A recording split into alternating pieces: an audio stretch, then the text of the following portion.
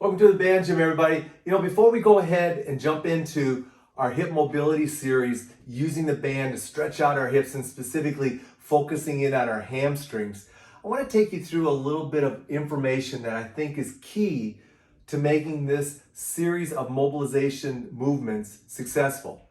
First and foremost, I see this type of stretching done very poorly on social media. So please be conscious of who you're watching and who's showing you this type of mobilization, because I think very often a lot of key points are lost, and I want to make sure that you go ahead and you understand it.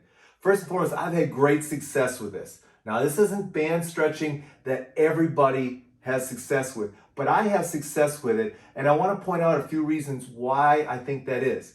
Number one, most of our flexibility, especially through our hamstring, is more nerve tension related. As a result of that, what you're really mobilizing is the nerve tissue. And nerve tissue likes rhythmical stretching, where you take and find the end range of your mobility and then back off, and you keep kind of trying to challenge that end range. We call it working on the edge of your tightness. And you're going to see as we go through the band stretching how I go ahead and do that. What that does is it mobilizes the nerve tissue. The nerve tissue is what's probably blocking you from going ahead and being able to truly get into the muscle tissue and lengthen that. The other thing is there's a lot of success with going ahead and mobilizing versus doing static stretching. And what you're going to see with the band stretching series is we're really mobilizing the tissue. We're really going ahead and taking ourselves through different types of positions, and we're literally kind of juicing our joints while we're going ahead and freeing up those restrictions. So let's talk now about a few key elements to training with this type of stretching series to make sure that you're successful. Number one, you don't need to use a heavy duty band. I see people stretching with big green extra large bands and purple large bands. You don't need that. All you need is some level of tension that's going to take you into the range of motion, and that allows you to easily contract against the band. So please feel free to go ahead and go with a much lighter band. I like using either a red small band or a black medium band, but I've gone down to using a yellow super micro band as well. I think an orange micro band is probably too small, so I'd be conscious of not using that, but I think those other bands will work well for you. The other thing is, remember, this is going to be a kind of a contract, relax type sequence, especially when it comes to the hamstring. In most cases, we're using the band to press against so that we can go ahead and contract the antagonistic muscle, or the muscles that are opposing our tightness. By contracting those muscles, we're going to go ahead and actually create relaxation of the muscles we're trying to stretch. We're also going to go ahead and create that rhythmical stretch on, stretch off component or sequence that our nerve tissue likes. The other thing is, feel free to discover.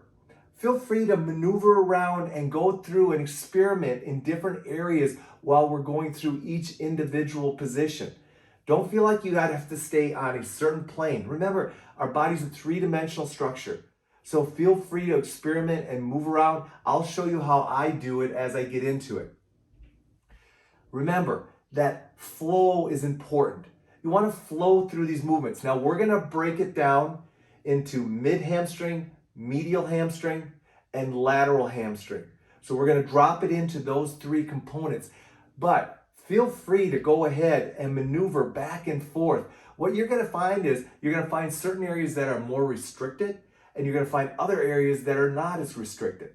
You want to obviously focus on the more restricted areas, so feel free to go ahead and work through that. Keep in mind, this is a stretching and mobilization sequence. This shouldn't be high intensity stuff. I know I'm not always great at breathing and staying relaxed, but I've really focused on trying to do more of that with my band stretching. I try to keep my breathing mostly nasal breathing, so I'm relaxed and really allow myself to go through the movements. That's another reason why it's important to go ahead and make sure that you're using a good low intensity band that you feel confident with and that you can control. And then lastly, hey, just have fun with it. Find a way to build it into your workout sequence. I like to do it prior to my workouts, especially my lower body workouts where I know I'm gonna need good hip mobility. I like to go ahead and focus it in on that. My running workouts, absolutely I'm gonna go ahead and utilize the band training. And I'm gonna vary it in regards to how much time I put into it, certain days versus other days. The bottom line is you've got to do it on a consistent basis to go ahead and get better at it, but also to get great results. So there you go. A little bit about the band hamstring stretching sequence. Now let's go ahead and let's break it down and take you through each individual position.